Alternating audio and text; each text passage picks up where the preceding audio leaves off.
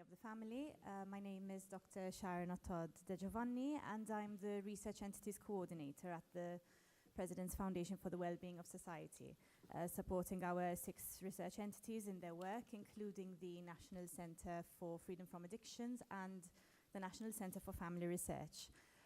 First and foremost, I'd like to relay apologies from Her Excellency, the President, and from Dr. Ruth Farrugia, the Director General of the Foundation. Both really wished to be here today. Her Excellency is on state business out of the country, and Dr. Farrugia had inescapable commitments at the University of Malta. However, we thank Her Excellency for allowing us to use the palace in her absence. Just to give a general sort of overview of the foundation and our work, we are effectively all about well-being, and we consider well-being in terms of positive relationships with one another. And as a foundation, we want to look into ways of strengthening, nurturing positive relationships wherever we can, and removing any hindrances to positive relationships.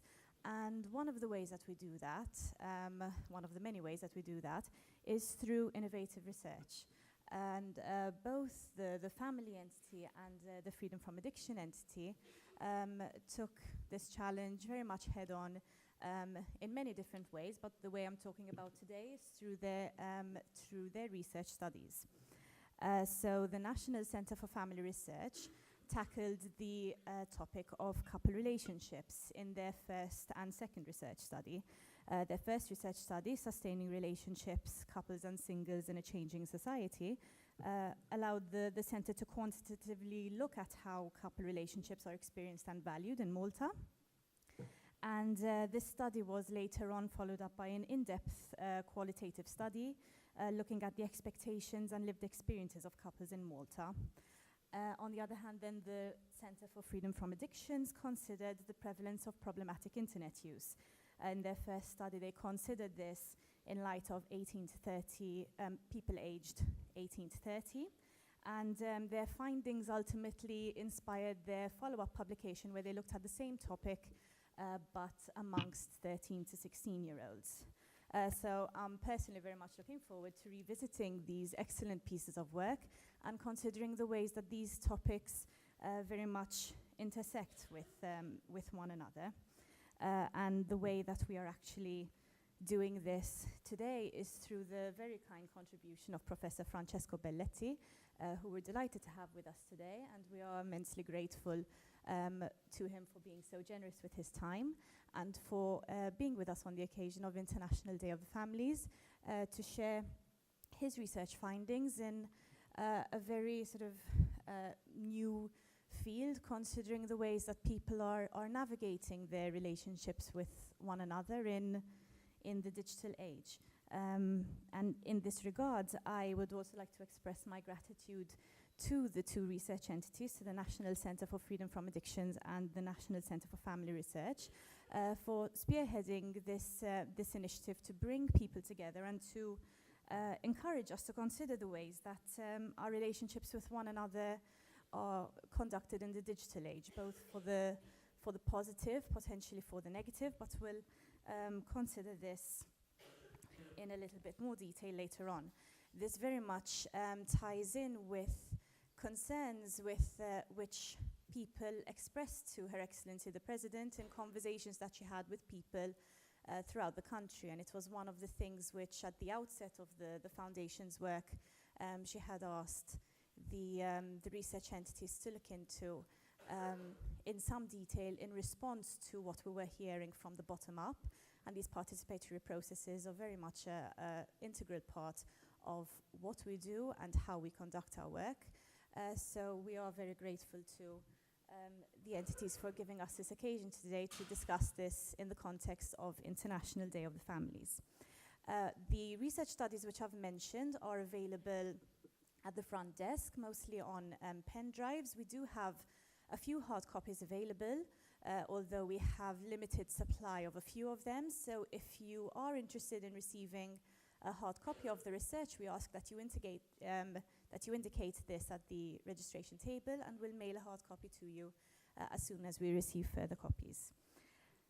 So in the meantime, I would like to take the opportunity to introduce Professor Angela Abela, the national chairperson from the National Center for Family Research, to make the introductory remarks. So thank you, Professor. Thank you, Sharon. Good morning, ladies and gentlemen. It's lovely to have you with us this morning.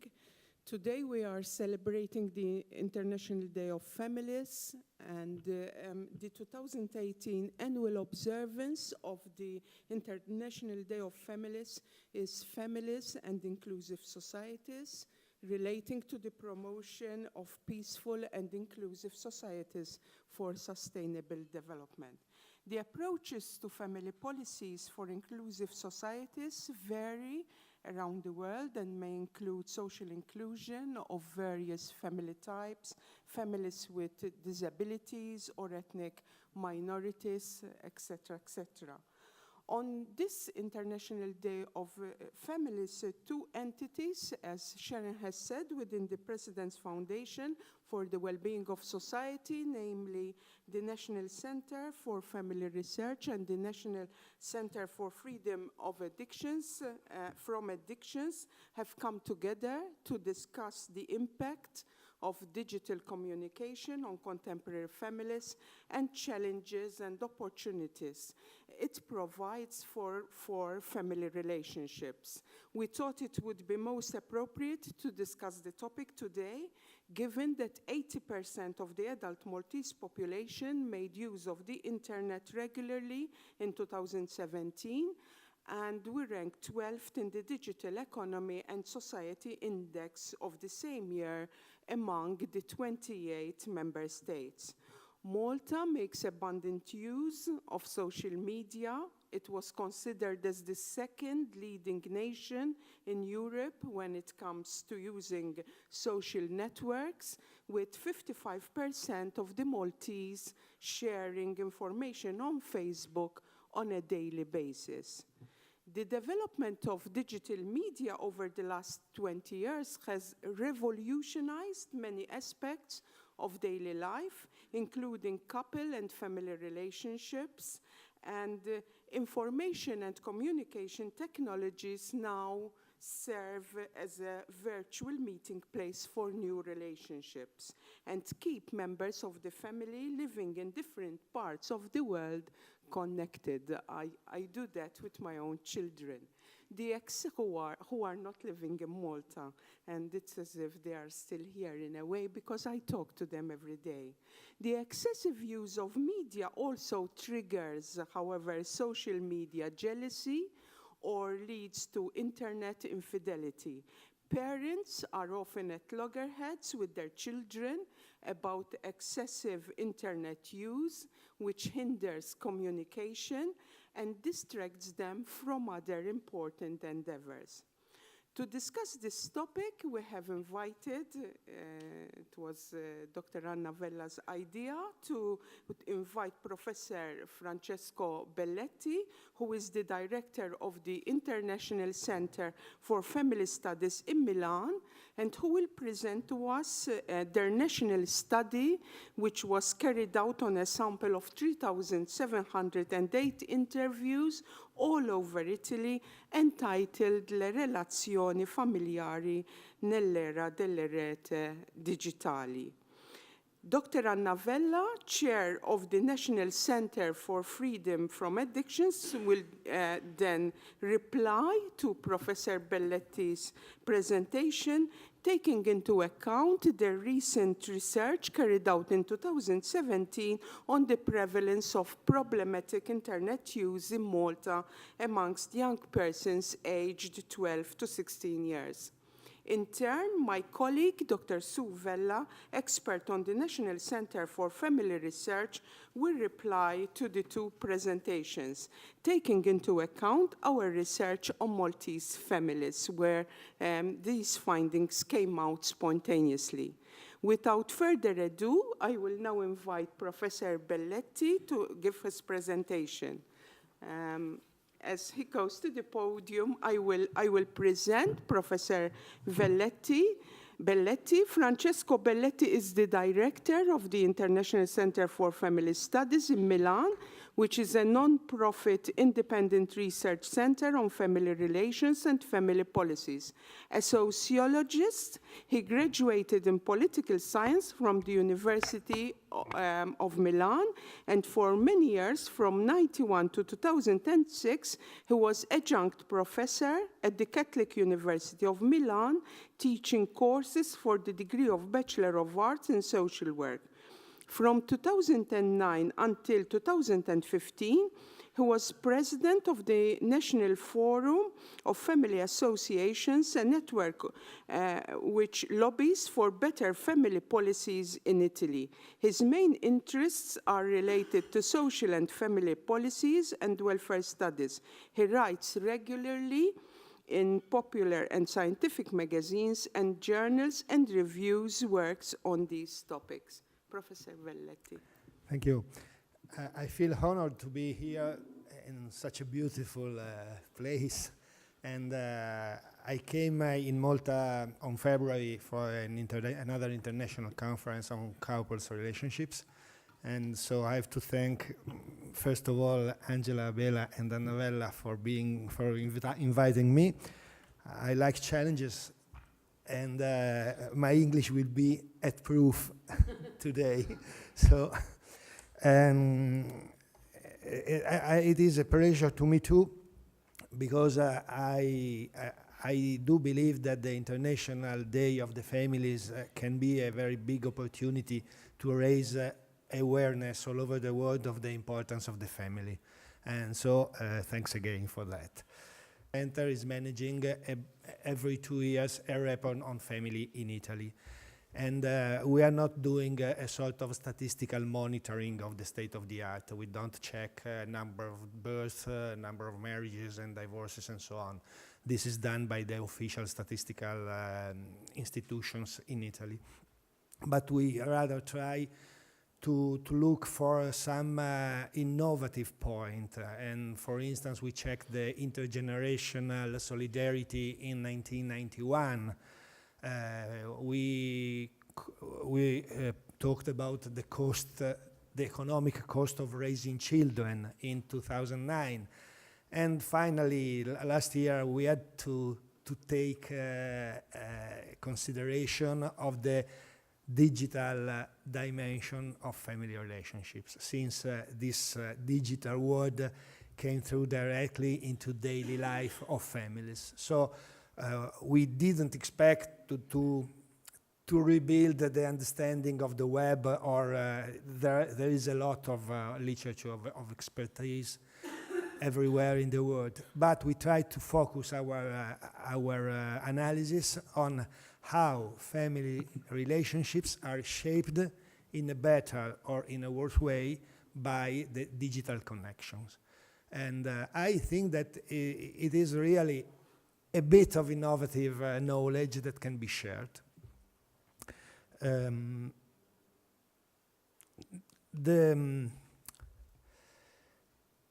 We had to discuss a lot for looking for a cover for the book.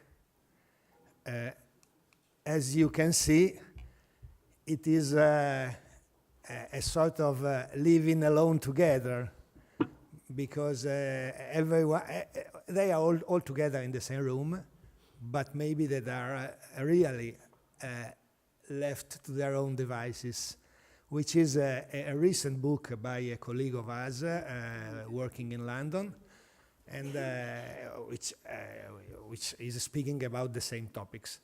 I would also say that maybe that they are doing the same job. Possibly they were discussing where to go on holidays next summer, and then everyone is going to look for better opportunities, nice places to go. So it is a sort of there is a big ambivalence in the digital connections in the daily life of families, because sometimes it can divide people, it can isolate people, but in many ways it can support and help the daily life. So this is the main result of our report. It was not the starting point, the research hypothesis. This is the final result from the analysis. We did a lot of statistical work on the questionnaire. We had 40 minutes telephonic interview to our sample, and so it was a big effort to, and with a multivariate analysis, we put together a lot of orientation, a lot of analytic answers of people, and so now I'm trying to summarize the results to show you what it looks like, the Italian family between face-to-face and digital world. Unfortunately, I have to read because they are small. This is the main, the basic assumption of our report. There is a growing hybridization of family relationships. There is no more a distinction between the real world and the virtual world. Now, family life is intertwined between these two ways of staying together, two ways of speaking each other, two ways of communicating. So, hybridized family is neither good or bad. It shows a different form of quality of relationships, which does not always strengthen the family member linkages. So, and being always connected does not mean being in relation with. In fact, this night I found in our WhatsApp small group of family 23 messages.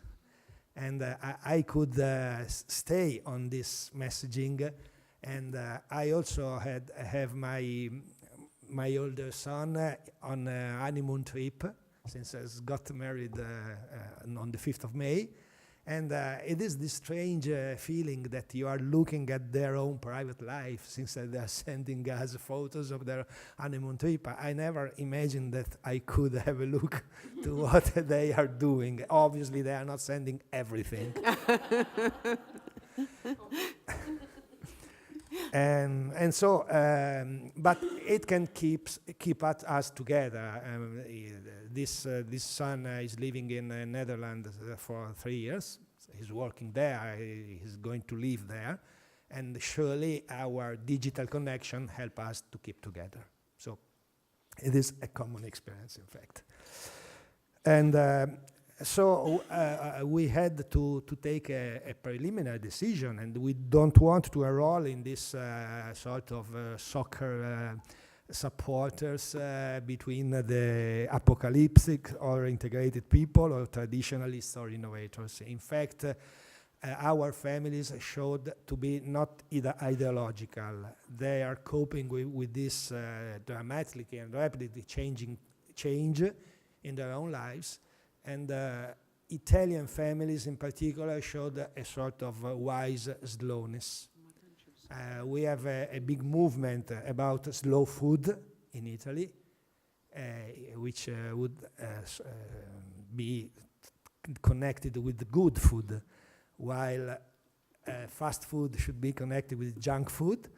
And Italian families are having a sort of slow mood in including digital innovation inside their family relationships. And so we would like to recognize our opportunities and to consider the various paths of the different families. In fact, there is not a common attitude of the Italian families in front of the digitalization of family relationships. There are different models that I'm going to show you. The sample has been built to be geographically representative within 5 main geographic areas, and we had, and the other dimension of the sample was the family type. We did a sample representative not of the population, but of the families. So the quota of the sample are built on the families. And well, this is surely, you cannot have a look, but the point is the number of people, having children or not, and the structure of the family, in fact. And we had 12 types of families.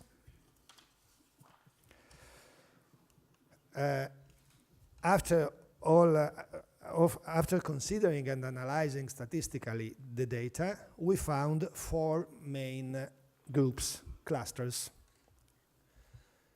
And the first one, which is 28.6% of the sample, were marginal. We defined them marginal excluded families, people who are working very poor, in a very poor way on digital world. Maybe they have no personal computer. Maybe they have a mobile with big numbers, and in fact, mostly in this group we found elderly people, single or couple without children, with more than 65. The second typology, where I should be enrolled, is the adult families, soft networking, and adult parents with grown-up children. I have one son out of home and 2 daughters, and the younger is 22. So, and obviously, my children are much more involved in digital world than we are. And it is the smallest group, 13.4%. And then we have the younger families, hard networking, and people with, mostly people with, married people with 2 children under 18. And it is 23.8. And then the fully hybridized families, which has the postmodern families, and they are the single and couples, most in cohabitation rather than married, under 35, and which are deeply involved in the digital world. In fact, we found, connected with this typology, that, for instance, for single, for divorced and separated families, the use of the web is much more useful.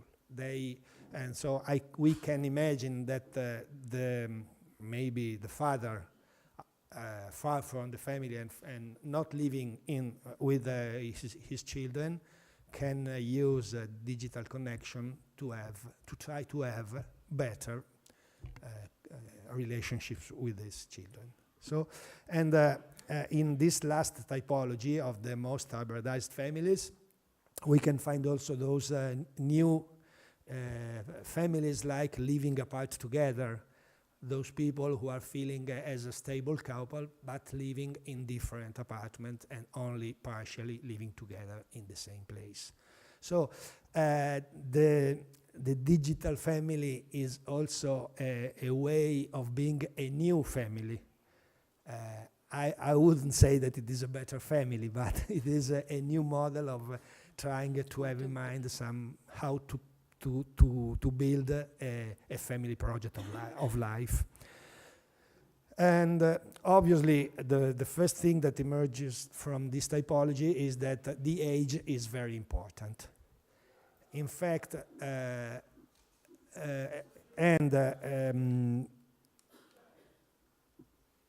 so we found a real digital divide due to the age and to the level of education of people.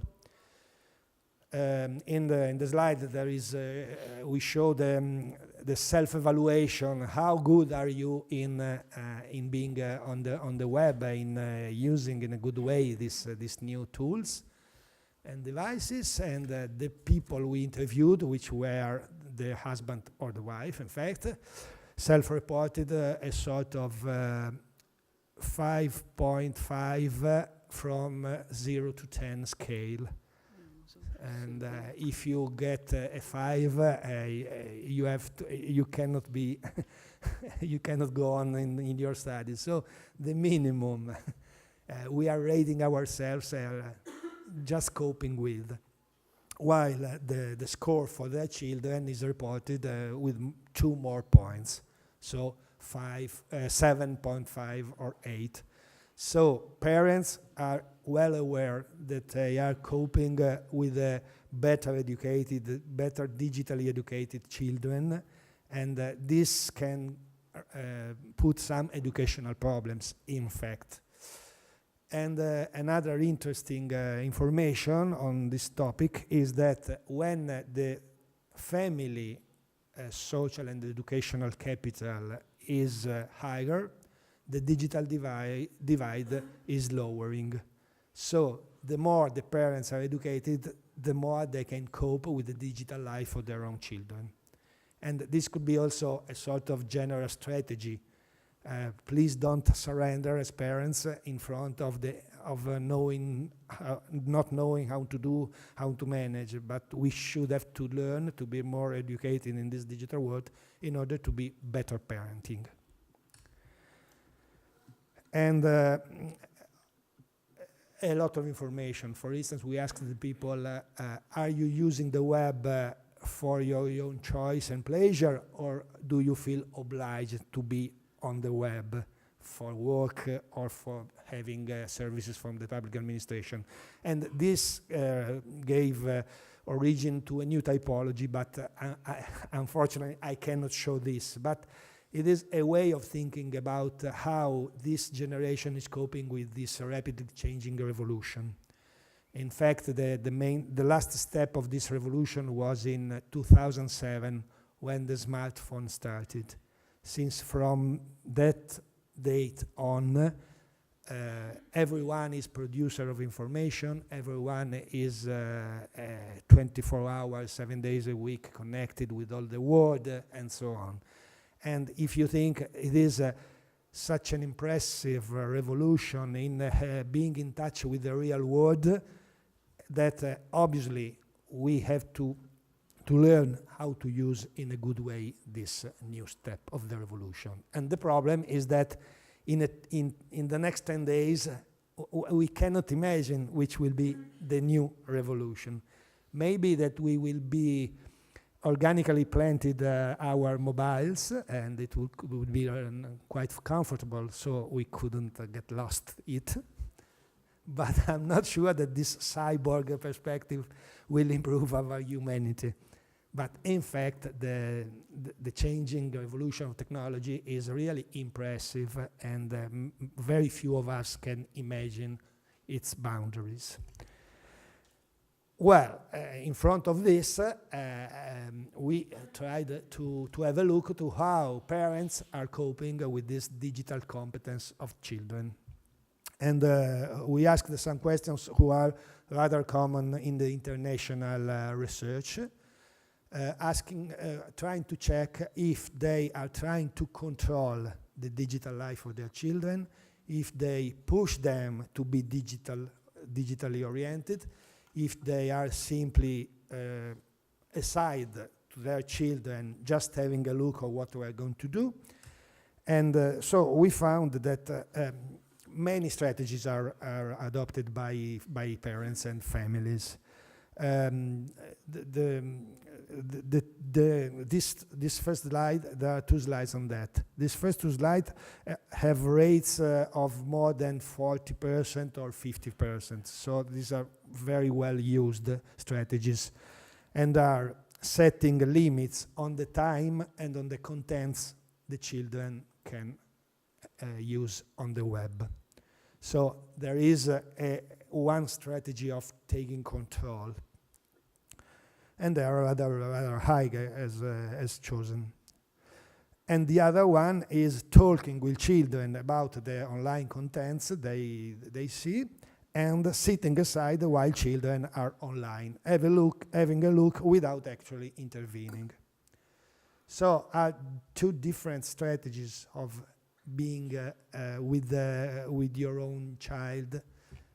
And I would say in this last strategy, we could have a parental assisted program. Maybe that if I stay with my child, there are some places where I can go with him and where he doesn't want that I go. So it is the opposite way where we have from parents to children. This can be good for you, and the other one is not. So this is the opposite direction of the knowledge, in fact. And this is a big educational problem, since in the last years, we could say to our children, don't do this. Why? Because I am saying. And why do you say this? Because I am more expert, because I have more experiences. But in front of this, we cannot do this. So the expertise means also some power in the educational relationship. And so the challenge is to have an educational relationship based not on authority of knowledge, but on, well, on what? For instance, on the truth of your being there, your coherence, your being a witness rather than a speaker. So this was quite interesting, and the other ones, so there were 8, and some of the parents we interviewed, 1/3 of them are encouraging children to autonomously explore and learn online new things. These are people who are for the progress as a whole.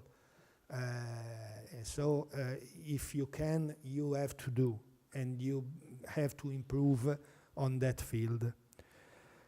Very few are using software and technical devices to filter, restrict, and monitor children's online activities.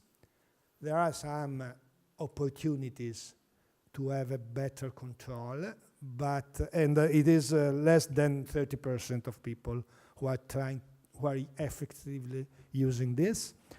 And the last information, which is the more relevant in my view, is that 30.6% is doing nothing out of all this list of strategies. So 1 out of 3 parents is not doing anything. Maybe he doesn't know, he doesn't imagine that he can do anything. So it is a good field to work to support parents. And in fact, obviously, unfortunately, I couldn't correct the dimension of the information. But from this analysis, we found out a typology of families on the 2 dimensions of control and education of freedom of choice. And so we have in the left bottom, you find the people who want high control and no freedom of choice. And they are restrictive families. And the balance of the percentage are rather equal between these 6 typologies, which are 3 divided into 2. But in fact, on the left bottom, you find the Luddite-like families, families who are trying to prevent the entrance itself of the mobile in the children's life.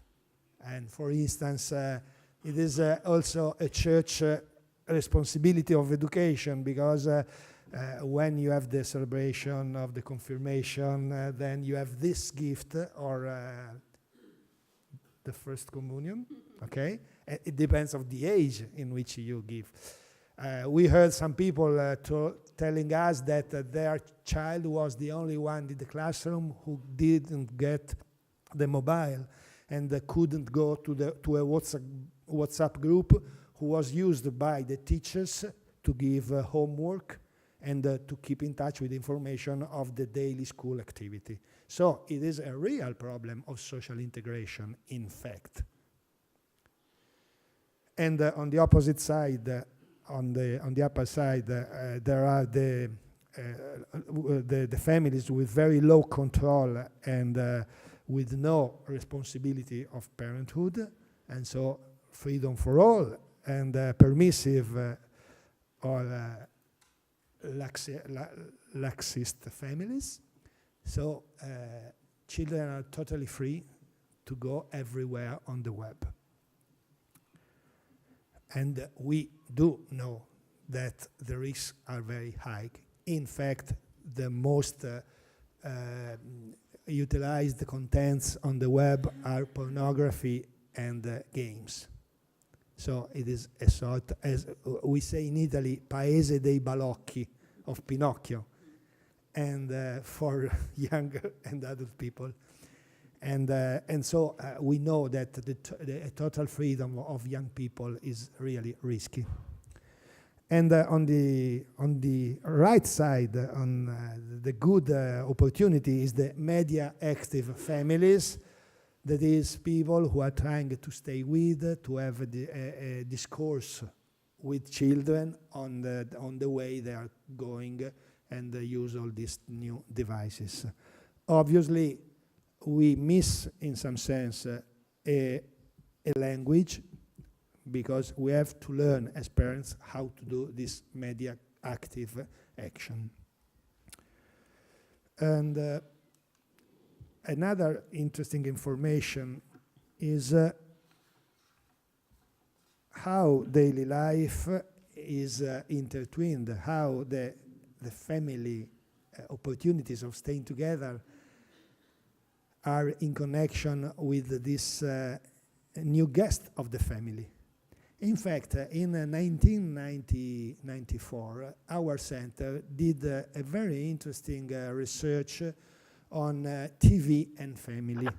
And we sent young researchers inside the families to watch television together with families from 4 p.m. to 11 p.m. And we found a lot of models, a lot of ways of staying together, being alone, and discussing on the contents of the television or not. So, and the title of the research finally was the permanent guest. And because in fact television, the TV set is a new member of family. When it was only one video in the common room, when it turned into different videos in different rooms, but you can understand easily that now when we have our videos, our screens in our pockets, every day, every time, in every hour of the night, for instance, for our children and for ourselves, in fact, this changes everything of the way in which the family can plan a mediation and educational role. Anyway, we found that the medium score of these behaviors, the first one, that while having dinner, they are watching TV, 6.5 out from 0 to 10. So the higher percentage. So TV, which is so an old-fashioned and ancient medium, is still very present in the daily life of families, together with with the other devices. And then 4.24, sometimes while staying in the same room, everybody is using his own device, privately communicating with others. In fact, the photo of the cover, and it is not so small as a score. And when PC, tablet, smartphone have shortened the time and opportunity to stay and speak together in the family. So there is a good awareness of the risk of being alone together. And the strange thing I personally wouldn't expect are the very low scores on arguing about these topics. Only 2.22. In my family, parents and children argue about internet and smartphone use. Maybe that it is not because there is nothing to argue, but because there is no one wanting to argue about that or anything else, maybe. So we should think about a bit more.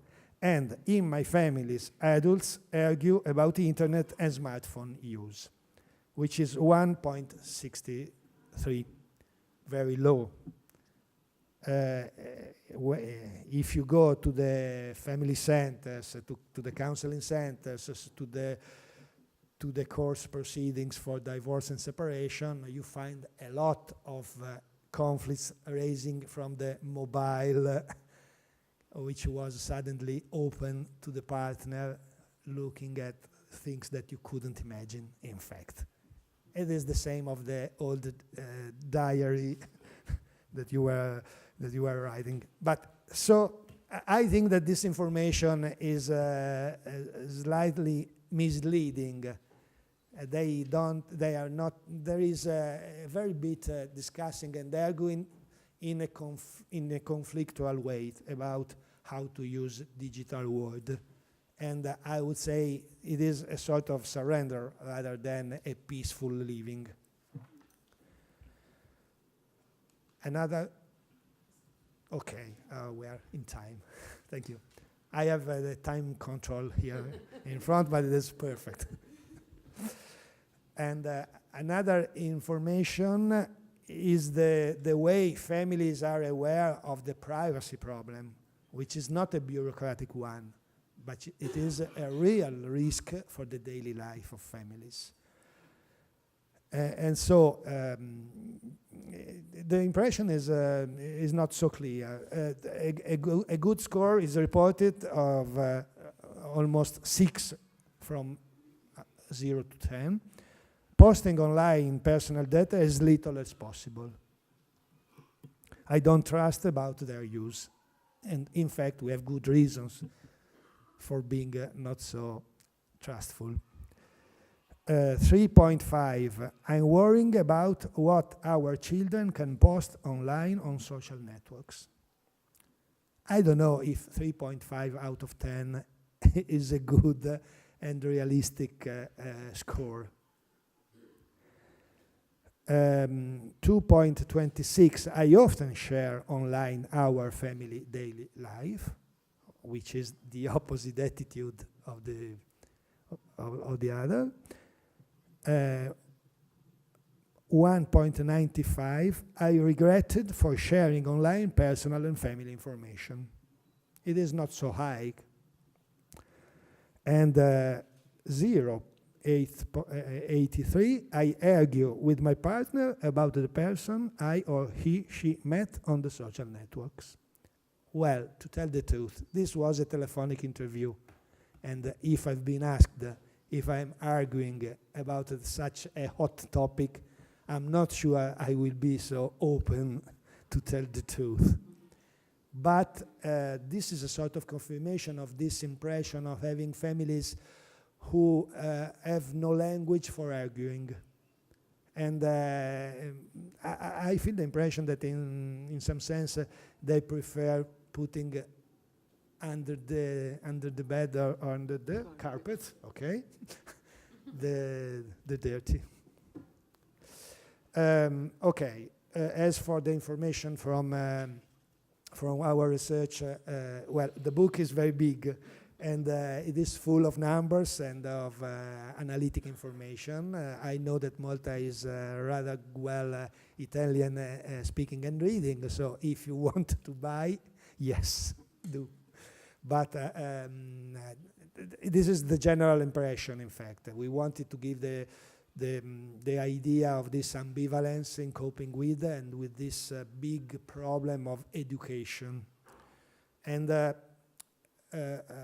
yesterday I heard, speaking with Anna's daughter, that he had an experience in the school. He's the teacher, and he went to Italy for a week for teaching chemistry in English. And that was very nice. I was surprised. And she was impressed for the fact that the mobile were in the hands of the pupils all the time, while, if I understood well, here it is strictly forbidden.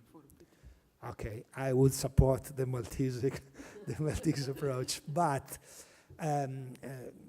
in last year, the National Department of Education in Italy issued a sort of decalogue, 10 rules, for making the mobile usable during class.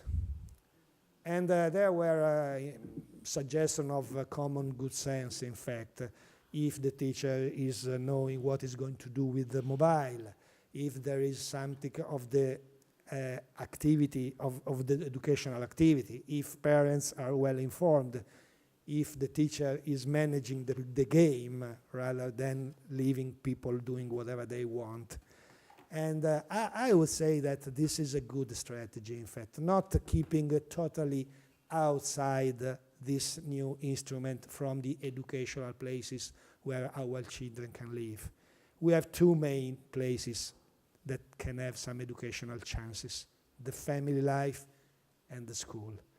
And if they are left alone on their own devices, it is hard to teach them how to use them in a good way. So I think that we could discuss with the people who are managing. Anyway, being with the classroom is a very tough work. So, and it is really a problem. I can understand. Okay.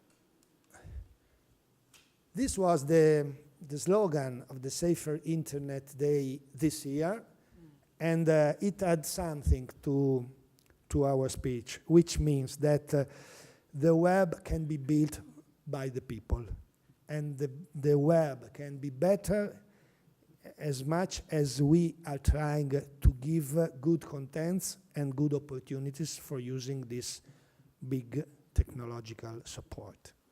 So obviously we have a big speech now of controlling the internet providers, the big data managing, and what are information producers, fake news, and so on.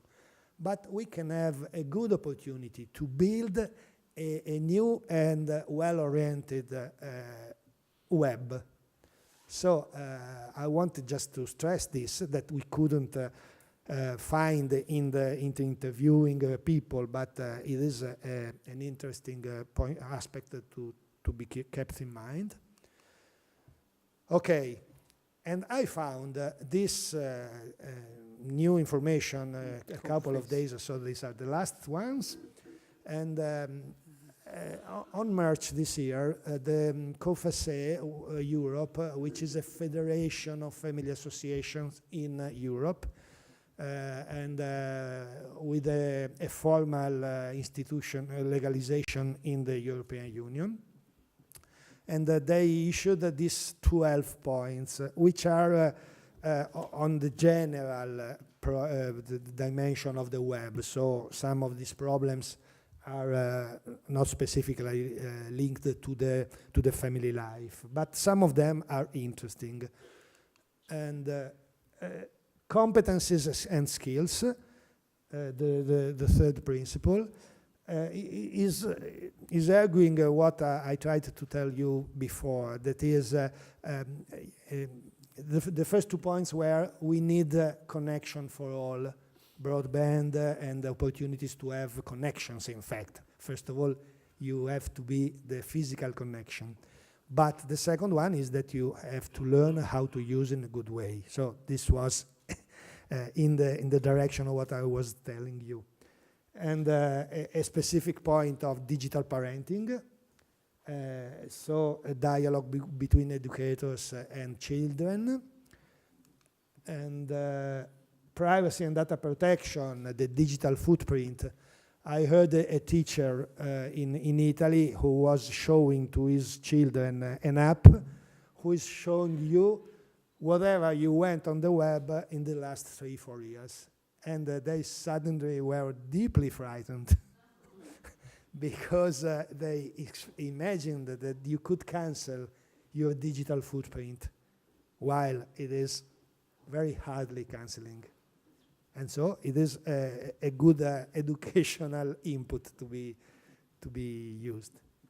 And health and well-being, it is the 12th out of 13.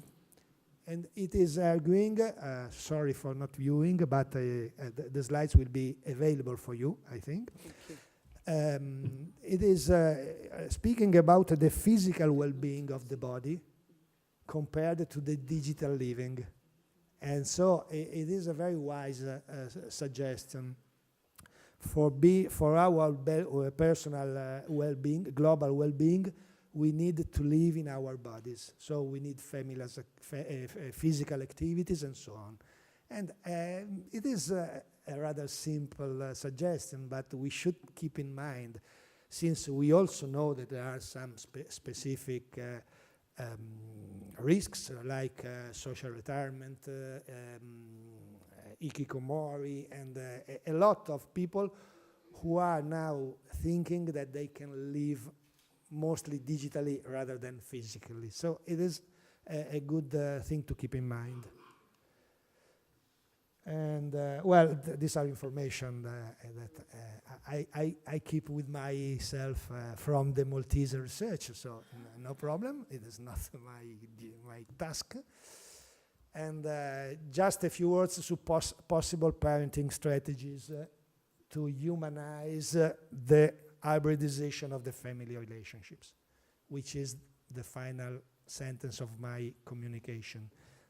The hybridization of family relationships is here, and we cannot prevent, or we can't keep ourselves out of it.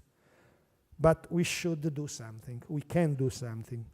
First, mixing face-to-face and digital relations as an intentional strategy, which means keeping together, not considering as an enemy the digital activities.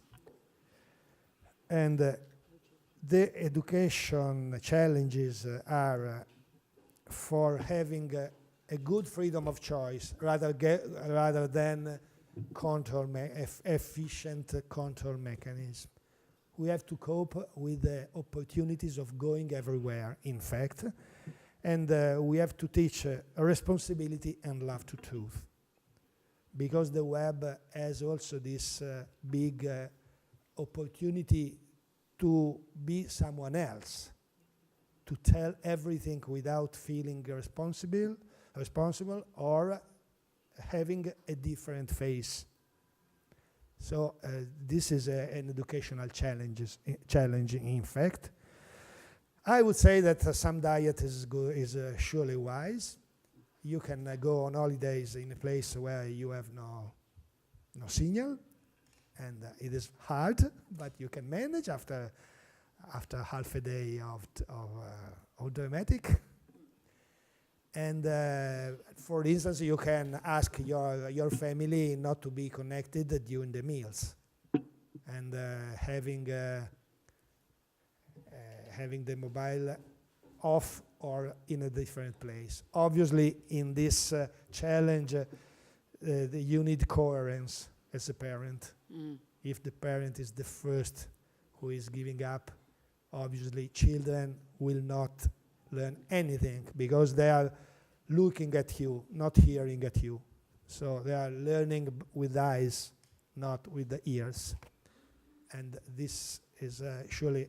And the diet is much more important for the very young children, because this technology is impressively shaping the way to cope with the reality, the knowledge processes and so on. So having some period of not being connected and keeping far from these screens of the very young children. This is surely important. And then being aware, well-informed and trained, which is a sort of permanent of adult education challenge, in fact. And finally, never surrender to innovation, because innovation is there, is going on, and we cannot stop it, but we have to surf it, in fact. That's all. Thank you very much.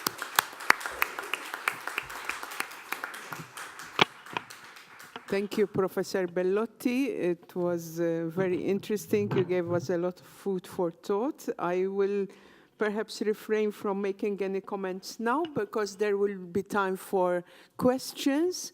And I will now invite Dr. Anna Vella to make her presentation. A few words about Anna. She, as you know, is the chair of the Center for Freedom from Addictions and has been working in the Substance Misuse Unit, SETA, which is the National Agency for Dependencies, in the past 23 years, where she is a senior doctor specializing in care for pregnant women with substance misuse problem and women who are sex workers. She is a public health specialist since 2008 and also a visiting senior lecturer at the University of Malta, lecturing about addiction to various professionals. She just finished her PhD. I'm adding this, it wasn't on the bio she sent me, at King's College, which is about the effect of maternal opioids on unborn children from 0 to 3. Anna is married and, as you know, has a daughter who Professor Bellotta has mentioned. Anna, to you. Thank you. Okay, so I will be not only reacting to what Professor Belletti was saying, but mainly speaking about what we have been doing as a Center for National Center for Freedom from Addiction. And the first thing we were told to do immediately by Her Excellency was to start to see if we had a problem in Malta about problematic internet use between the young adults. So we started off with the 18 to 30-year-olds. Now, I must say that we immediately, I put up this slide to show you that we immediately start putting medicalized terms, and we want to measure and to see if we have a disease or if we have, the problem is really a psychiatric problem or not. That was not our issue. We are, I'm totally in agreement with what Professor Belletti was saying, that we should go along and try to change it in a positive manner, then think about it as it's something which is all doom and gloom and everything is going wrong. So I can see that it's a bit small, but anyway, this study had 3 particular aims. So the most important thing was to assess if there was how were the young people using internet. We wanted to see the relationship between internet and other social demographic variables like age, gender, the usual law district, etc.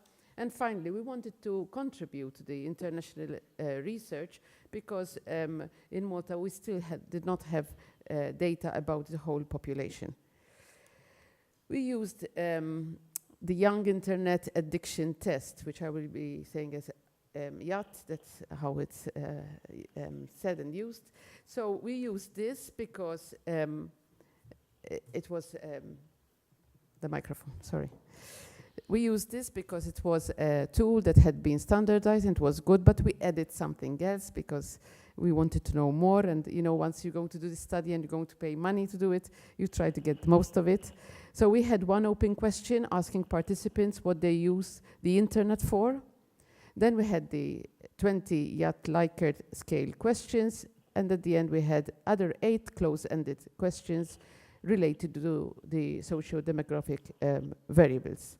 The target population of this survey were 18 to 30 years, residing in private residences. We used a stratified random sampling process. In addition to that, we had quotas as well, so that we made sure that the individuals we had came from all the subgroups of the whole population.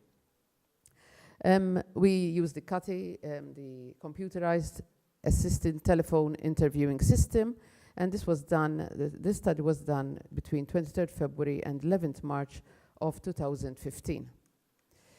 So, what did we find? The first thing was, which was very important, we found that the majority, 65.9, 66%, were average internet users, but the most popular online activity was 83.8%.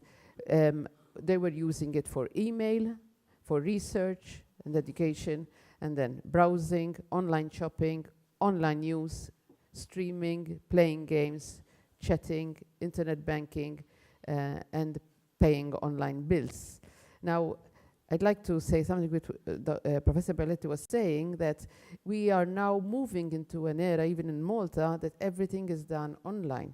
You have to pay your tax online. If you're an independent person, you have to pay your VAT online. You don't go to offices anymore. You pay your water bills. Everything is done online. So it's no use saying, I want to be extreme and I will not have internet in my home.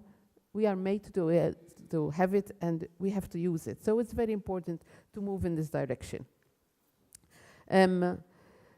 So we had other scores, like, for example, amongst the sample, so the scores from 0 to 39, that means they were the average scores, that was 66%. The scores which were from 40 to 69, we had a third of the population. And the problematic internet use was only 0.8%. Now, do we worry? Do we not worry? Well, we decided to continue and to research this. Again, this is done in a graphic way to see how this was, how the situation was. So looking at that, you think, no, it's not a problem. But when we did the literature review, we found that there were things that one had to look out for. In our study, male respondents had definitely significantly higher yacht scores than the female, and they were more likely to be excessive users than average users. Now, the predominant socio-demographic variable cited in the literature is that of gender. So while some studies indicate no gender differences, others reveal that males were more likely to exhibit problematic internet use than their female counterparts, as was in our study. And the explanation for this has been that males are more likely to use internet for activities that are often associated with excessive use or problematic use, such as online gaming, pornography, and gambling. So these are things that men prefer, rather than women prefer to use, so that is why they use internet more. The younger cohort. So we found that those aged between 18 and 21 also had higher yacht scores and were more likely to be excessive users than average users. So the young person's involvement with accessible and affordable digital technology provides them with opportunities to express themselves and interact socially, coupled with the sensitive adolescent development period, making youngsters more susceptible to digital overuse.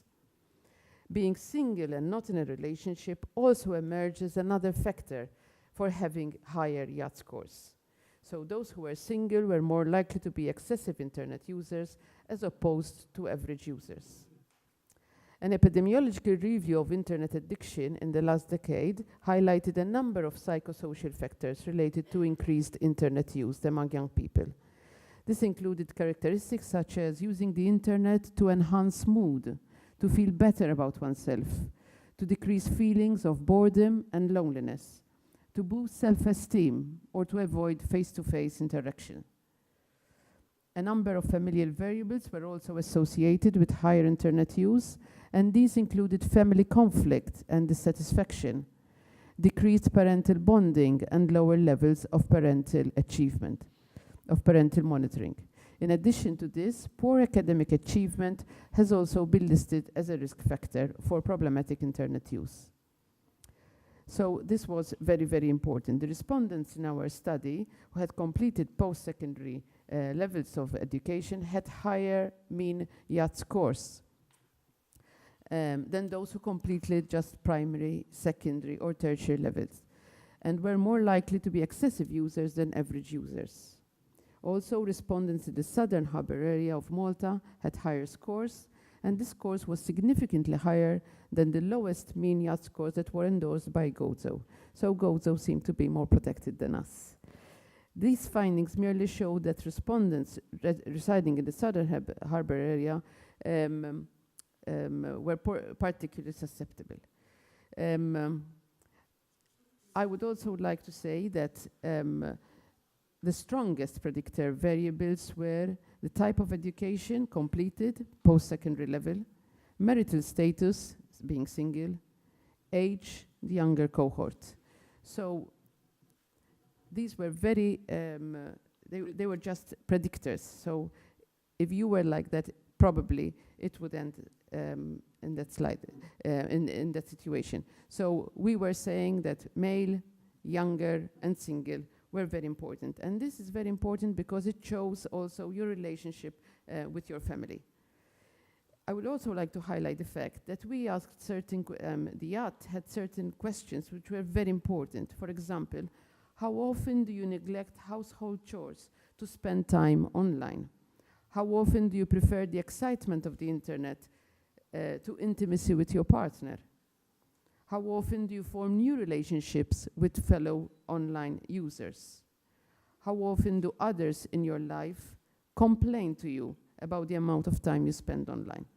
So these were all questions that were very much related to family life and relationships. So after that, we decided to go to the younger cohort, and there we started investigating the prevalence of 13 to 16-year-olds.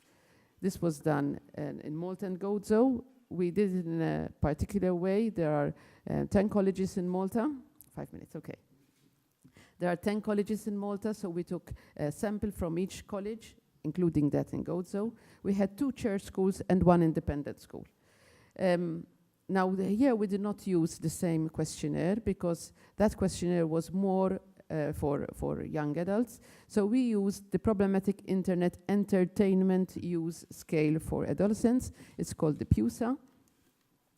That's the sample where we got it. And we used this research tool, which again had 30 Likert questions with 7 points, and we had 9 close-ended, multiple-choice, open-ended questions about the demographics. At this point, the results enabled the identification of 4 groups of internet users, and these were the occasional users, the habitual users, at-risk users, and problematic users. Now, in our case, we had 14% were occasional users, 65.5% were the habitual users, the at-risk were 15.4%, and the problematic users were 5.2%. So, again, we do not have alarming numbers of at-risk users and problematic users, but definitely it's more than the 18 to 30-year-olds. So it is very important. This was very comparable to Spain and Britain, where they had done the similar study using the same tool. So we were very, very close to our European counterparts. We're very much interested in the Spanish study because they're Mediterranean, not only European like us. And again, the results were very much the same. So the occasional users, now I'd like to say this, and I really want to highlight this. This is not, how would you say, representative, it is just trends. So we are not saying that, for example, if the occasional users, we say that the majority, their mothers completed secondary education, but it's not definite. This is not 100% statistically significant. That's what I want to say. So yes, we have most of them were living with their parents, 95.9%. We're still living with both parents. The mother's higher education was at secondary level, whereas the majority of their father completed tertiary education. The habitual users, again, 95.1 were living with both parents. The majority the parents had completed secondary education as the highest education, and the majority of the habitual users' mothers were employed as services and sales workers, whereas the fathers were employed as craft and related trade workers. The at-risk users, they lived with both parents, 94.8%. The majority, the parents had completed secondary education as their highest education, and the mothers were employed as services again and sales workers, whereas the fathers were employed as technicians and associate professionals. And finally, the problematic users, they were residing in the Western District, and almost all lived with their both parents. So the majority of the problematic users, the parents had completed secondary education, and the majority of the mothers were employed as clerical and support workers, whereas the fathers were employed as services and salespersons. Now, we are very much interested in the way forward because it's very important. And we believe that the most important thing is the targeting adult education and lifelong learning, which is very important, and making them comfortable, sorry about this, with online and offline interactions, also including sports. These interventions would capitalize on the empirical evidence supporting physical exercise as a replacement for online activity, because it maintains the dopamine levels and the excitement, and it's very important. Okay, I said this, so I will stop here. I will really like to encourage you all over here to invest in other studies and to see exactly what's happening and which is the best way forward. Thank you. Thank you very much, Anna. And now I invite Dr. Suvella to deliver her presentation. Suvella is a senior lecturer in the Department of Social Policy and Social Work at the University of Malta, where she lectures in social inclusion and cohesion, policy analysis, governance and administration, project management, and the globalization and Europeanization of social policy. Prior to joining university, Sue had almost 20 years' experience in the public sector. She worked in public sector reform, eventually occupying top management positions at the Employment and Training Corporation and Malta Enterprise. She also formed part of the EU's Employment Committee for 7 years, serving as vice president in her final 2 years, as well as chair of the committee's technical group. Sue has been a member of various public sector committees and boards covering areas such as families, housing, vocational education, pension reform, and substance abuse. She is currently a member of the National Center for Family Research and the President's Foundation for the Wellbeing of Society. Sorry, it's a bit of a mouthful. Thank you, Angela. Okay, this morning I'll be presenting some highlights from our quantitative and qualitative research studies, which my colleagues, Professor Angela and Professor Suzanne Piscopo, and I conducted in the last 2 years. So to start with our quantitative study, this was about sustaining relationships, couples and singles in a changing society.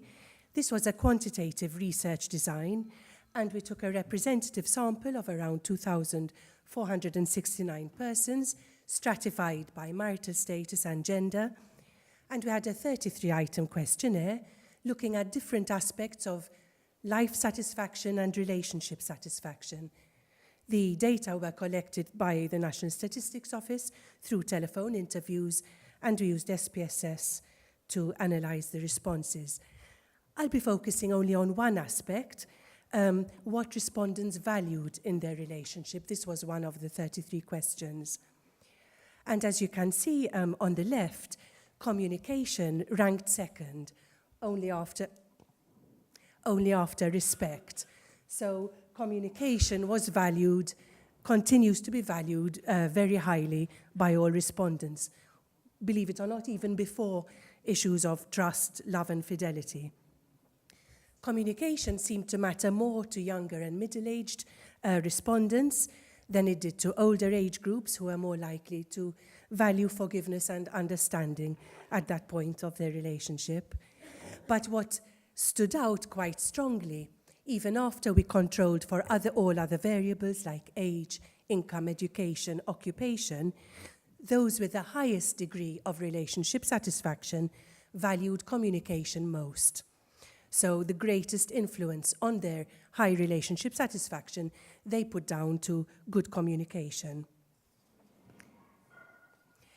If we look at the other group of people, those who scored very low on how satisfied they are with their relationship, when we asked them what they liked least, again, communication was seen to be the greatest influence on their level of dissatisfaction.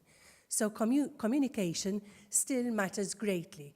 It matters greatly to those who are very happy and also, conversely, to those who are very unhappy. So it is still clearly very valued. Turning to our qualitative study, which we did last year, we sought to understand in greater depth what it is that people value. We interviewed 23 participants. We had 4 focus groups and 5 individual in-depth interviews, 14 females and 9 males, between 36 and 68. So here I must note we didn't really catch youth in our qualitative study, which is perhaps a limitation in today's context. So we interviewed these people who had already told us in the quantitative that they were either in happy or unhappy relationships. We tried to get a balance of both.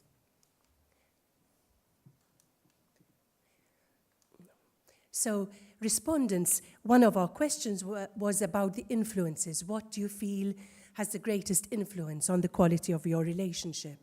And technology and mass media were among the 5 strongest and across the board among the happy and the unhappy respondents. Technology was found to play a very strong role in shaping the quality of people's relationships today. Now, we can gather their respondents' replies under 3 sort of umbrellas. They told us how digital technologies affect the rules of their relationship, their roles, and their relationships themselves. So these 3 aspects of family life: rules, roles, and relationships. Looking at the rules, respondents spoke to us about how digital technologies are changing the rules of family life, and they don't yet feel they've caught up with what these new rules should look like. So in general, I think these were causing respondents quite some stress. They spoke a lot about fidelity, about the threat to fidelity, the ease of having relationships outside your family online. They spoke about the difficulty in managing the boundaries of family life, because now it becomes much easier to cross that. Before, your home was your castle, but with internet, you're letting people into your home much more easily. So there are safety issues there as well. And also the appropriate sharing of information. Respondents told us that they were concerned how easy it is to be disinhibited online, how you can express things, and as was already said, leave a digital footprint or disclose things in a moment of upset, which you the next day are going to regret. And then how do you remove it? Just a couple of quotes to illustrate. One lady told us that once we had a problem and my husband closed up and started an affair with another woman on the internet. I was going to leave him and take my 5 children with me, but found help from the counsellor who helped my husband to regain my trust. It hurt me very badly that he was communicating intimately with someone else, and I warned him never to do it again. So I guess it could have gone both ways, but luckily in this case it was resolved. Another respondent told us, technology, internet, it's become so easy that as soon as you have a problem with your partner, you find someone else to turn to, as easy as ABC. They tell their Facebook friends what happened with their spouse.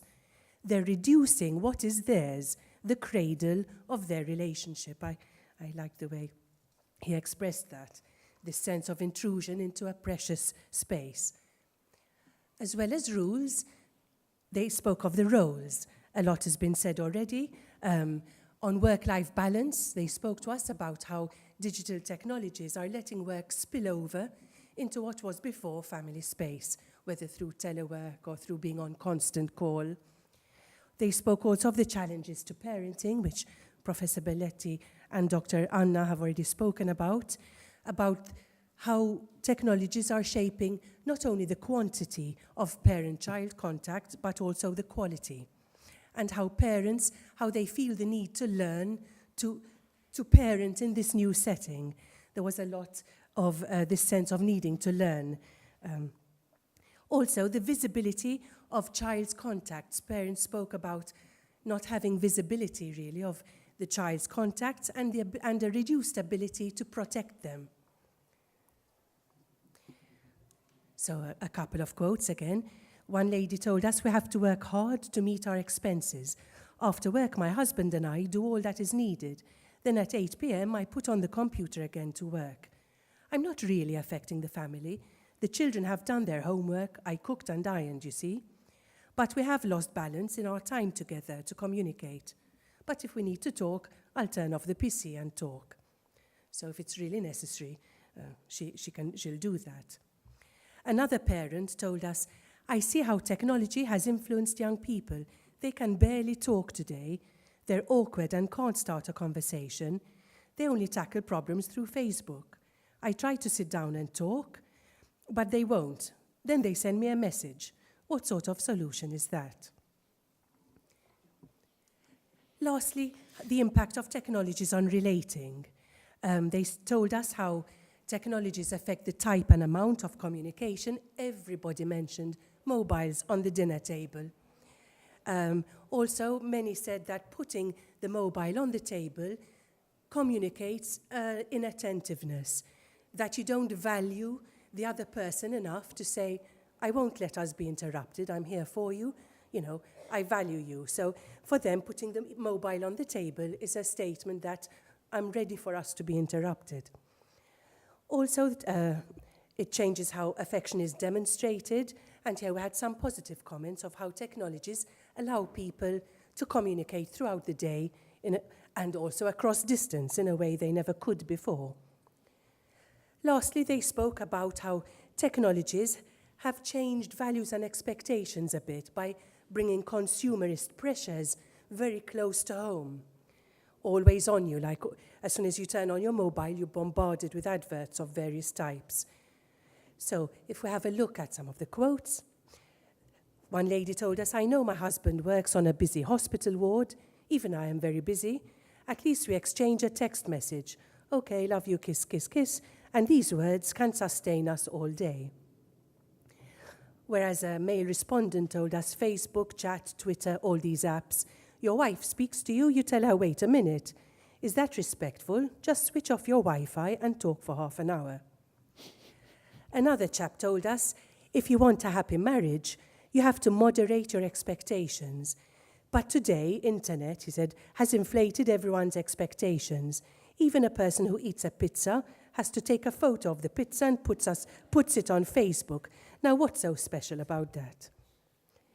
And yet another man told us, "Technology makes us want to be like other people, and you cannot not. If you and your wife both like motorbikes, that's okay, then buy one. But just because you're 50 and you've seen your peers on Facebook buying motorbikes and your wife doesn't like it, your relationship will not go well." So these, I think all in all, our respondents reminded me of something that Professor Sherry Turkle, I read recently. She wrote a book on reclaiming conversation. And she said, "I'm not anti-technology, but I'm pro-conversation." And I think, like the speakers before, it's not about being a Luddite or seeing only the negative sides of technology, but remembering what it is that we do value. And she says conversation can't do its job when people are looking at their phone, do its job of connecting people, of reading nonverbals, of fostering empathy and interest in each other. So I like this focus on pro-conversation.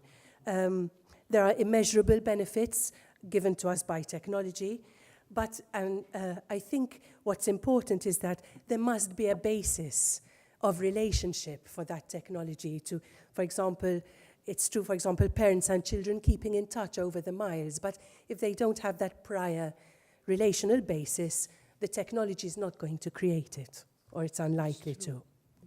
So it's not enough. It might be necessary, but not enough. Which brings me to the end, some concluding questions. I guess this is a perennial question. How do we order the ends of technology to serve a meaningful human existence?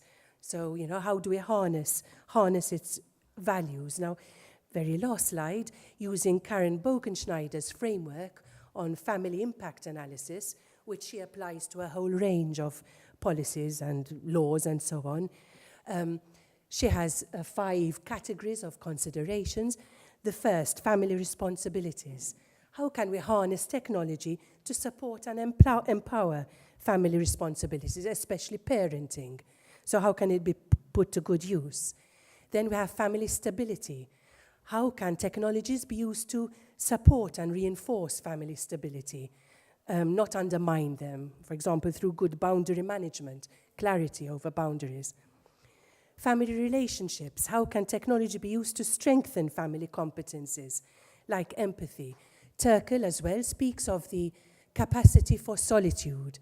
She says that all these digital technologies are taking away children's capacity for solitude, to be able to be alone in a safe and loving environment, and that this is going to hinder their growth in the long term. It will inhibit the quality of their relationships later on, this constant need to be online connected and being liked. Family diversity, how can technologies be used to foster inclusion and also to mitigate difficulties to reach marginalized families and to help them with their difficulties? I know there's a lot of creative work being done in this area, and it's interesting. And lastly, family engagement. How can we use digital technologies to increase the presence of families in the policy fora, such as this, and also in the design of programs, and so democratizing the space for families as well. Thank you very much. Thank you, Sue. We have 40 minutes for questions, and I invite you or comments that you would like to make. And then, Stefan, can you make sure, please, that we don't you'll be our timekeeper. Thank you. Thank you. Okay, questions? Yes? First of all, maybe you introduce yourself. Yeah. Hello, my name's Marie. I was brought up in the UK, so I just want to talk a bit about when I was brought up. We didn't have all this technology. I came home from school, did a bit of homework, and then I would go outside, ride my bike up and down the road. I would walk to a park. There was a youth club there. We would do crafts. I don't think that there's enough for our children to be involved with. There's a lot of pressure on children, especially in Malta, regarding education. Homework and exams. My daughter's just turned 9. She's got exams in 4 weeks' time. I think that the pressure maybe needs to be eased off, and their children are given more time to do things after school without the pressure of having to worry about exams. My niece is turning 16. She's been studying in the summer holidays for the last 3 years. She communicates a lot via WhatsApp, obviously. I came to Malta when I was 16 and spent time in Portugal at the weekends, and I went to Axis, and I met my friends at the fountain in Valletta. Where is my niece going to hang out with her children? So we need to create safe places for the young people to get together and chat. You know, that maybe that's something that needs to be, especially in Malta, because I don't want my daughter to be going to Portugal. So things like that, just maybe ease off on education and give them more free time to do sports and baking and woodwork and things like that. Thank you. And it's very interesting. Thank you very much. Thank you. Thank you. Sharon would like. Hi, so I think everybody remembers me, but Sharon Atod Giovanni. I'd like to thank all members of the panel for very interesting and engaging presentations. One thing which a sort of running trend I kind of picked up on all the presentations, something that sort of stood out to me was the issue of trust. I kept thinking of trust, and I mean, it came out quite a bit in different ways. In terms of the couple relationship study, I mean, it sort of came out in terms of perhaps the potential of introducing doubt to the relationship. I considered it in terms of the parents and sort of monitoring their children's uses, and I was wondering how that sort of impacts the parents-child relationship in terms of trust. It seems as though when we're talking about digital connections, it tends to be employed a little bit. It tends to be framed as a sort of something having a negative impact on trust in relationships. And I was wondering if there's a way of kind of turning that on its head, any sort of way that you can that we can use digital technology in such a way that allows us to actually strengthen trust rather than perhaps having a sort of subtle threat to it. It's just a general question which perhaps we can get back to afterwards if you prefer having more questions first. Marilyn? Hi, I'd like to emphasize the importance of media literacy. Perhaps you should introduce yourself. Okay, sorry. Marilyn Clark, I'm from the Department of Psychology at the University of Malta. I'm also a member of the entity Freedom from Addictions. I'd like to emphasize the importance of media literacy. I think the internet is here to stay. It's probably going to get more and more complex. I think Professor Belletti intuited that it's probably hard for us to imagine what our lives are going to be in 20 years' time with the technological revolution. So we're going to be inhabiting a different space. And I think I'm a firm believer in education. Malta is, as far as I know, the only country in the EU that does not have a media literacy strategy. We have been critiqued about this from a number of entities, including, for example, the Council of Europe.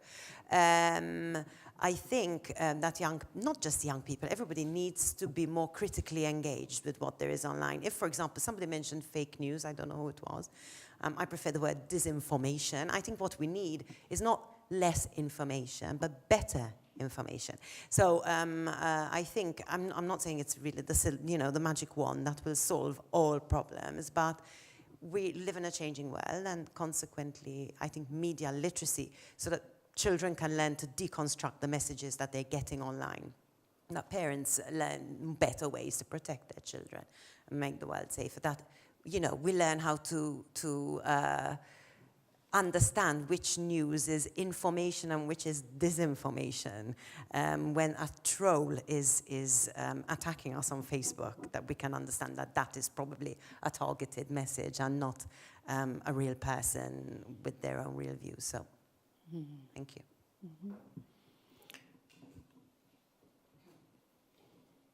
Maybe we give some time to the panelists to react. Personally, I also wanted to say something about the issue of trust, because I think it's a very interesting question. And I think you will agree with me that trust is a relationship. It's not something that you trust someone or don't trust someone out of the blues. It is built on a relationship. Now, it is true that in the traditional world, the possibility of trusting someone in the home was easier because, for example, you could overhear your teenage children speaking over the phone, for example, whereas nowadays they communicate on their mobile. Maybe they have a password, people close to you have a password, so you don't really have access to what they say, but obviously if there is good trust, they will tell you about it. For example, a study that we had conducted in the Department of Family Studies regarding the relationship between adolescents and their parents, it emerged very clearly that adolescents who have a very good relationship with their parents actually feel comforted by the fact that they can tell their parents things that went wrong for them on the day. But to have that, you have to have trust in the way the parents will communicate with you. Will they be critical or will they listen to you? Will they empathize with you first? And it's interesting as well that people who are empathically attuned to each other, they can already read the nonverbals on the children's faces and are very aware, more self-awareness regarding, for example, their anxiety as parents. Are they aware, for example, that they are anxious and therefore find it very difficult to be calm in the way they interact? Are they aware that anxiety hinders communication? It is through these kind of relationships that trust can be fostered more. And for this to happen, obviously, you need time. I thought I'd say something about that because this is a clinical issue that is presented even with families who come to see us. Many come especially with regards to adolescents and also with regards to couple relationships. But I leave the other panelists to comment on the questions about media strategies, media literacy strategies, and even this issue on trust. I see Dr. Bonannos has a mic, so he's the person who will speak to us about literacy at university, or you didn't want to talk about that? No. I mean,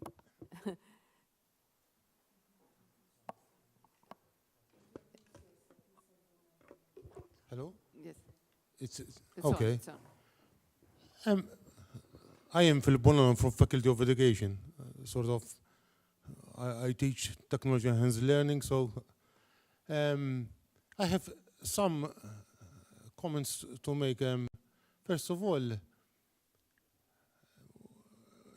going through when Professor Belletti was going through the presentation, there were some slides relating to the type of family dynamics that there are, you know, and even Professor Dr. Suvella referred to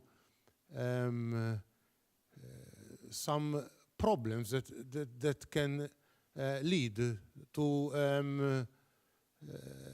the relationships that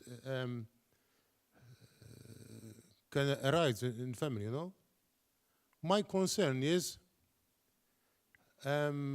which competencies and skills are being developed and which are not. I mean, for example, there are some social skills that are not really, you mentioned the problems, having kids or family members sitting together in face-to-face situations. So are we missing something there? I mean, from an educational perspective, I really look with an analytic eye about the type of interactions and skills that arise, you know. Second comment I would like to make is about the importance of the family with regards to providing counter messages to those that young people can get from online sources, you know. Problems of racism, violence, you know, pornography, all these sort of problematic use of the internet. First of all, there is research that shows that it's quite really connected to the type of family interactions that there are, you know. More positive families, more good families, I mean. Kids coming from families that appreciate and have a good relationship with their kids show less of this problematic use of the internet. So one of the key roles of the family is to provide counter message, you know. For example, if it comes to violence, I mean, if it comes to relationships, the lack of these would end up having kids or young people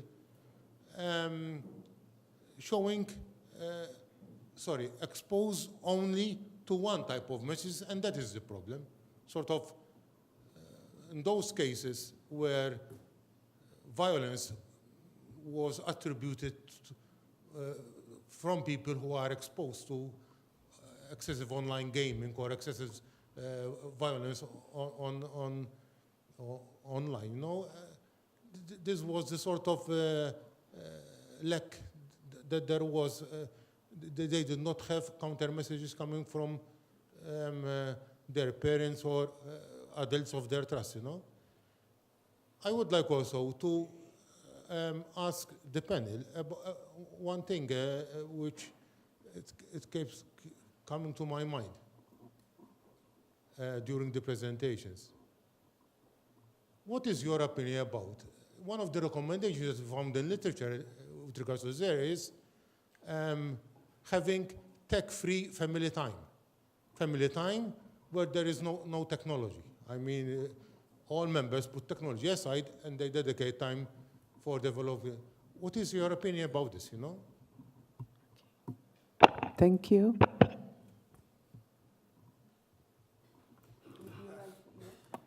Well, for the last question, I was saying that some diet is good, and this is the special point. Exactly. I think that sometimes family life is necessarily being together with the same flavors, with the same noises, with the same spaces, and you really need this physical dimension of sharing. And so having an opportunity to staying in this dimension means putting aside this second dimension of digital connection. So I think that it is a problem of intimacy, in fact, and it should be a good strategy. Also for appreciating better when you are connected, in fact. So you can do comparisons and protect a way of staying together. I would say just a small thing, trying to pick up one of the points that you were speaking about. The digital connection are putting between persons a sort of barrier, a filter, which is a bridge and a wall. It can be an enemy of the truth of the relation, and it is in some sense it is protective for one of the persons. And in other context, it can be an opportunity, a resource for getting better in touch. I remember I was working together with the phone call line, Telefono Azzurro in Italy, and the people, the psychologists who were listening to the children were saying that for children it was easier to speak about their dramatic conditions through a telephone rather than directly to an adult, because this barrier could help them to save some power, some respect, in fact. Obviously, for those people, it was quite hard to discover truth, to be more aware that it was a real communication or a fake call. So it is a real complex problem, but I think that it is important to have this ambivalent and positive and negative attitude. And I would add another thing, and this is the last one. This web communication changed dramatically all the etiquette of the good relationships, in fact. And some of these are really challenging. For instance, the point that if you cannot pretend to be not connected, if I call you, you have to be there for me in any moment. And obviously, you have to argue to explain that sometimes it cannot happen. And this is changing the way of people are linked together, and calls us for a lot of different explicit rules. And very often, we have implicit rules, so the same attitude can mean totally different things for one side for the other side of the relation. So this is another thing on which we need a new literacy. I remember when I was a kid, I was taught how to give an answer to a phone call. So if you call someone and you have to introduce yourself and go on. But now, if you don't make clear that you are recognizing the person who is calling you, it seems that you are not taking him into consideration. How is that you have not my number in your agenda? So it is dramatically changing all the daily life of relations, and we are trying to learn. And so for the literacy and so on, well, it's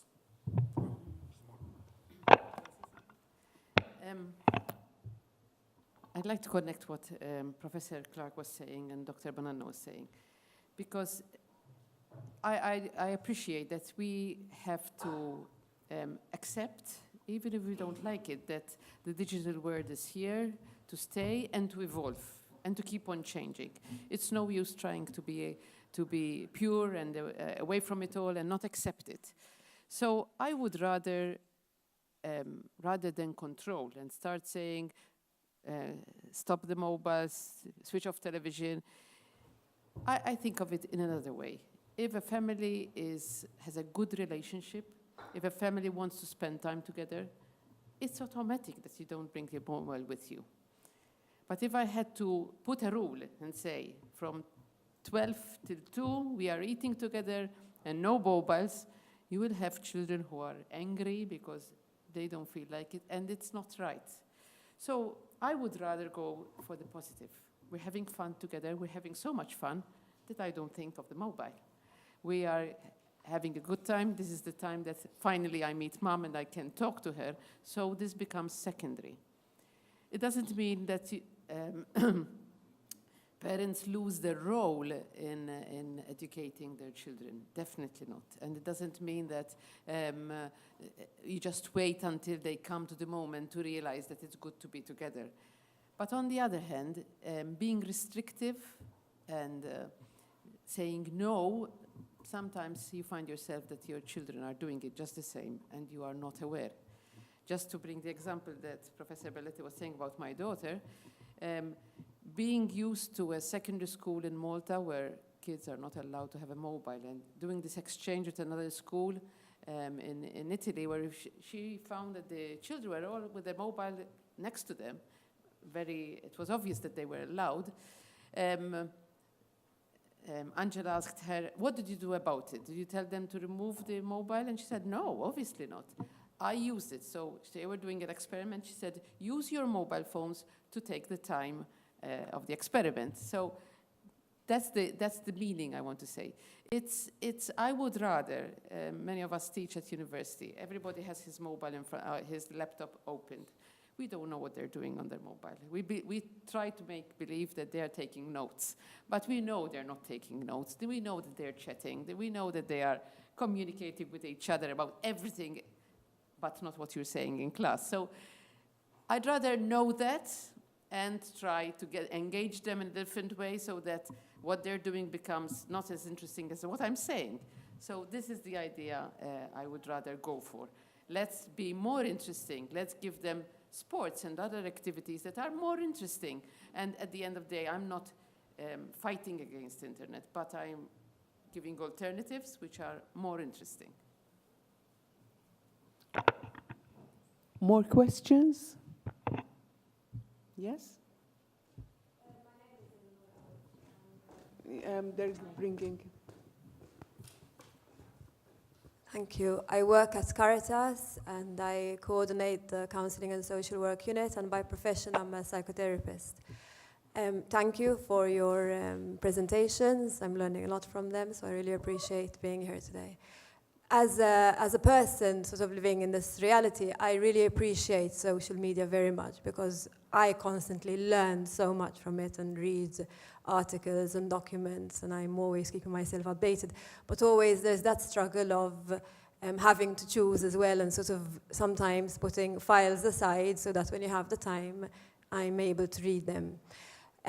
Something that we mentioned here, and also you have mentioned, is I would say it would be literacy, understanding how to use this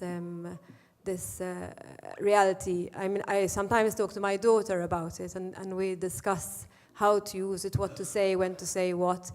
And last time me and her, I was telling her sort of everyone can potentially have a platform of saying whatever it is they want.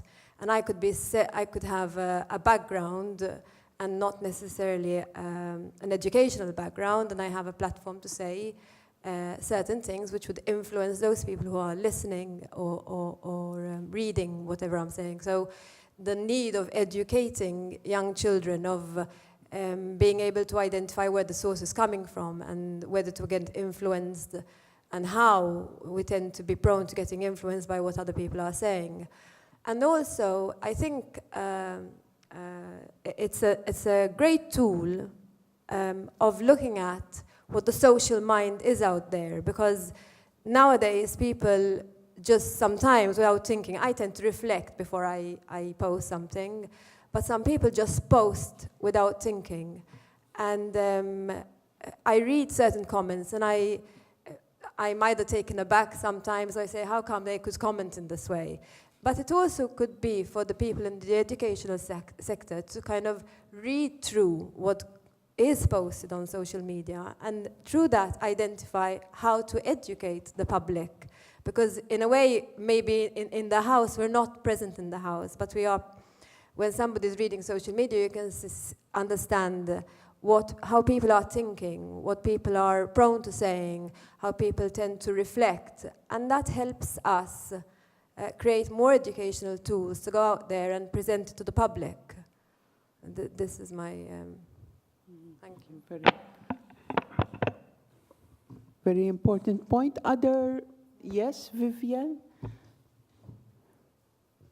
Thank you. Vivian Kassar. What I think I've got from Dr. Vella's comment was perhaps, and the word we haven't used, discipline, and parents can discipline their children, but how good it would be if we could use self-discipline, and that's probably something very difficult for us to help young children understand, because with self-discipline, obviously you are making the effort yourself to be present, to be respectful, and sensitive to other people's needs as well. Yes. Morning, Danielle. It's on. Danielle Tafardi Banano. I'm a lawyer, but also I'm a mother to a toddler. I'd like to make two observations. The first one is relating to couples. I observe that we engage in instantaneous communication throughout the day. So if something happens to us at work, we send a message, we send WhatsApp, we use WhatsApp to communicate to our spouse what's just happened. And then in the evening, we've already said everything that, not everything, but we've already said most of what happened to us. So by the evening when we've met, we're either saying again what we've already communicated, or it's a bit of a challenge. And then we turn to the media. So one of my own personal observations was if I am at work, I focus at work, and whatever happens, I try to say to my spouse in the evening, face to face. So at least we have something to talk about. The second thing that I want to say relates to my toddler then. I've been told numerous times, like if I'm doing something at home, turn on the television for him to stay watching the television. It's not a bother to me. Even, for example, I take him to childcare. When I pick him up, they're always with the screen on. So for this generation, it's becoming intrinsic to them to have TV and iPads and smartphones. So I think it's going to be much more of a challenge to have time without the technology. I mean, my 1-year-old already knows how to swipe, how to turn on the TV. It's amazing, but it's also a bit worrying and challenging for me as a parent to see how am I going to deal about it. I'm actually taking him to classes to do the traditional things that were mostly done in the homes. So we have to, balance is becoming much, much more difficult. Yes, would you like to add something? Said already, though, it's about the choosing to make time, I think, to be present to each other. I think really, really is very important. And Dr. Bonanno asked about social skills. And I think that's critical as well. In our first year, our undergrads do a 10 ECTS social skills course, which runs all year. And we see their growth, anyway, tremendously. But by the end of the year, too many of them tell us, we've never had a real conversation in our lives. They're millennials, no? They're 18, 19 years old. They've never had a meaningful conversation before getting to university, and I think that's a bit sad.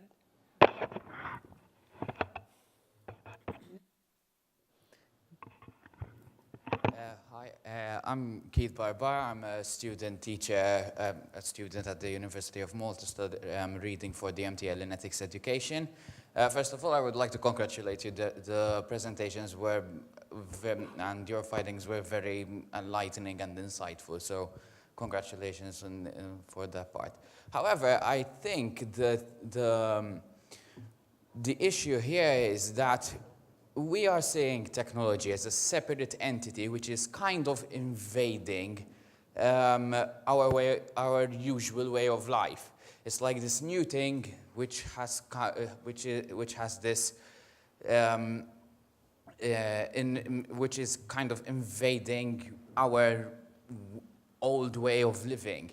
I think in my personal opinion, we cannot fight it. We cannot fight technology. We cannot, for instance, just say that, look, they know how to do things, the children know how to do things with their mobile phones, with their tablets. It's kind of unnatural that at their age they are doing such a thing. So let me teach them something which is like more normal, or it involves more face-to-face face-to-face relationships. It is fine, but I think we are portraying an image that we're trying to challenge technology in our 24 hours. We are trying to dedicate some time to technology and then dedicate some time to not using technology. I think it's kind of stressful in that the concept is quite stressful because we're trying to challenge one against the other. I think we need to start accepting the fact that technology has, without any doubt, became one with our lives. I'm saying this because from my personal experience, my father used to work with ST Microelectronics, so basically what he used to, computers, I was accustomed to them since I was born, basically. And at the age of 2, I already knew how to switch on a computer, how to use it, how to open a program whatsoever. Same with the television. I knew how to operate a television and video, whatever. All consoles, I was very accustomed to them. But at this day, presently, for instance, yes, at the dinner table, I do take my mobile phone with me. But I've learned that I learned how to prioritize. If I'm at the dinner table with my family, I know that the priority there is my family. But just in case a message crops up or a call takes place, if it is urgent, if the message is urgent, I answer that immediately. My family doesn't have a problem with that. But if I'm just chatting inanely just to kind of because I'm ignoring literally my family, that obviously is unacceptable. But I think the thing is that we should be teaching children attitudes and how to prioritize rather than challenging technology by, look, this is important because this is face-to-face and this the communication face-to-face is much more powerful, it's much better than using Facebook, than using Messenger. You can't challenge that. It is part of our life, in my opinion. So I think we should teach them how to prioritize and also make them realize in what situations they can use Messenger, they can use WhatsApp, and they can communicate face-to-face. I think we should kind of, the balance is more on what and when you use such media, basically. Yes. Thank you. Maybe what I want to comment about as well is the cultural aspect of this. For example, the fact that in Malta we are the second highest users of Facebook in Europe, with 55% using Facebook every day. And why is that? Is it a way of changing the way we gossip, for example? Is it something, that is typical of cultures, I don't know, in the Mediterranean? Why is it that countries in the northern part of Europe use Facebook less? That is quite interesting. And the other thing that really struck me, the way you formulated it, Francesco, was the idea of the etiquette.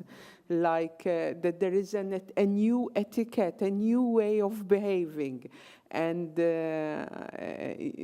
this young student, I forget your name, was saying that he has like an etiquette of how to use his mobile at table. And because, of course, we have to embrace the new technology, and it's not going to go away. But there are other important aspects of family life that are very good for our well-being, such as rituals. And, for example, having a meal together is a very important ritual for our well-being. And we need to invest to make it pleasant and communicative in this way.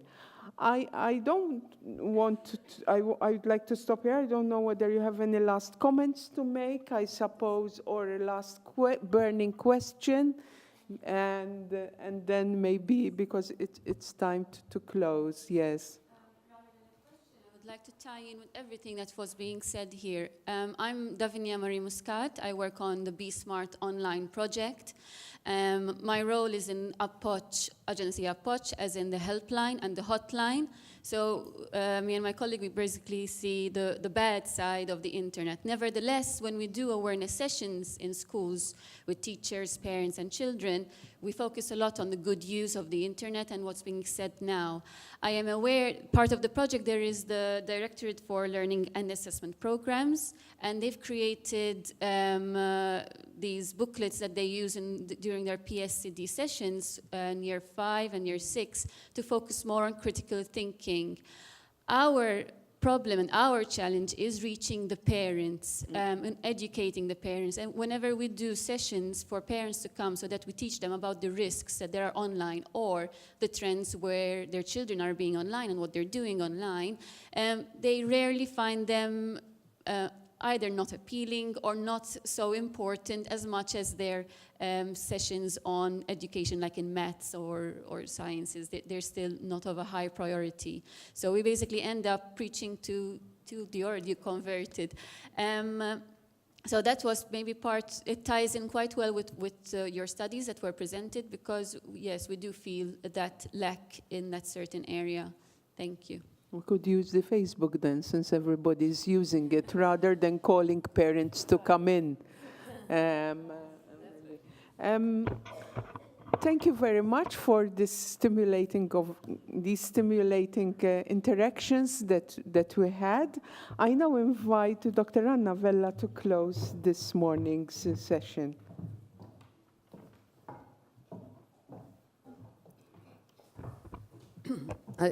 Sorry. I'm just going to say a couple of points, 2 very small points. But what I gathered from what we said was digital connection in the family, rather than fight the connection, why not positively develop it? I think that's the most important take-home message. I was very intrigued by the fact what Professor Belletti said, that parental authority is being challenged because now our children know more than us, and so we can't say anymore, you do this because I know best. They know better. So why not learn and continue to learn, and why not develop it positively? So the hybrid family is rather neither good nor bad, but let's continue to find the example that he gave, fast food or slow food. Let's try to go for the slower kind of thing so that it will not take over. But we can have an attitude where we learn, we continue to learn, we continue to let it be part of our family, but in a positive way. Okay, I'd like to thank Professor Belletti from the President's Foundation for coming over, for finding the time to come over. He's very busy, I can assure you, but on this very important day, which is International Family Day, he chose Malta again. Thank you very much. Thank you. Okay.